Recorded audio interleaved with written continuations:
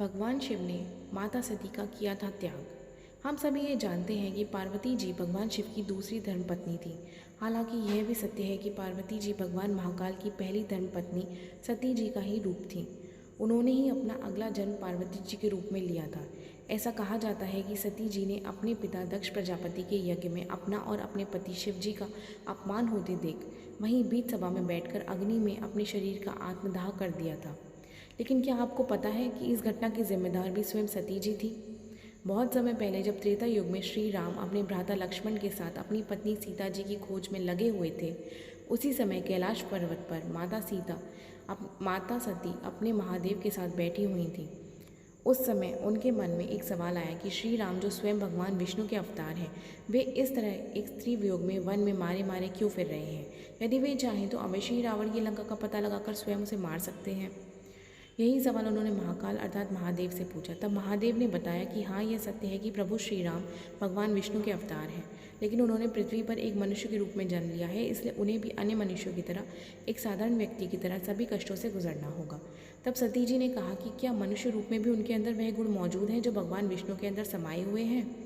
तब महादेव ने उनकी शंका का समाधान करते हुए कहा कि हाँ, एक मनुष्य होते हुए भी श्री राम उन सभी गुणों से परिपूर्ण हैं जो स्वयं श्री हरि के अंदर मौजूद हैं। माता सती ने इस बात पर संदेह प्रकट करते हुए कहा कि मुझे तो ये संभव नहीं लगता, क्योंकि यदि उनके अंदर ये कलाएं होती तो वे आज माता सीता की तलाश में वन वन में भटक नहीं रहे होते।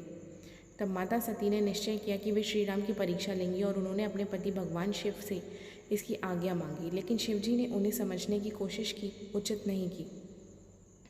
श्री राम स्वयं सच्चिदानंद हैं, इसलिए उन्होंने परीक्षा लेना एक मूर्खता होगी।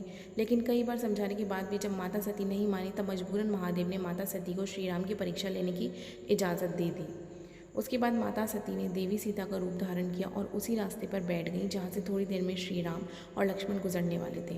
जब श्री राम और लक्ष्मण वहाँ से गुजर रहे थे, तब लक्ष्मण जी की नज़र देवी सीता का रूप धारण किए हुए माता सती पर पड़ी और लक्ष्मण जी उन्हें ही सीता समझकर प्रसन्न हो गए और उन्हें प्रणाम किया। जब थोड़ी देर बाद श्री राम की नज़र उन पर पड़ी तो उन्होंने हाथ जोड़कर प्रणाम करते हुए कहा कि माता, क्या आज आप अकेले ही वन विहार कर निकली हैं? मेरे प्रभु भगवान शिव कहाँ हैं?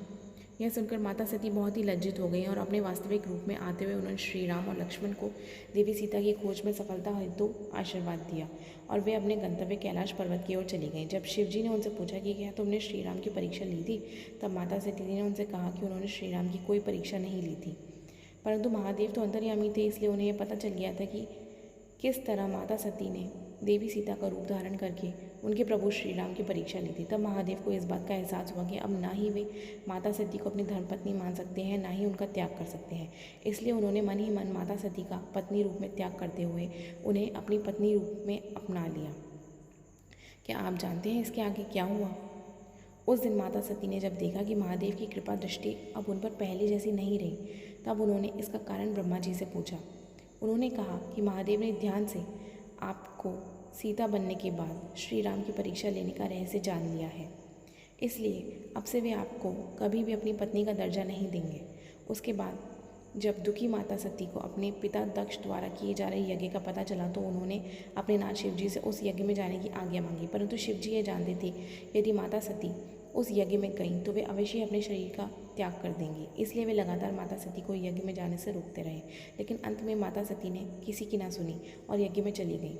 इसके उपरांत यज्ञ में अपने प्रभु शिव जी के बारे में गलत सुनकर उन्होंने वहीं पर आत्मदाह कर लिया। तो दोस्तों, अगर आपको ये वीडियो पसंद आई हो तो प्लीज़ हमारा channel like, share and subscribe कीजिए। Thank you.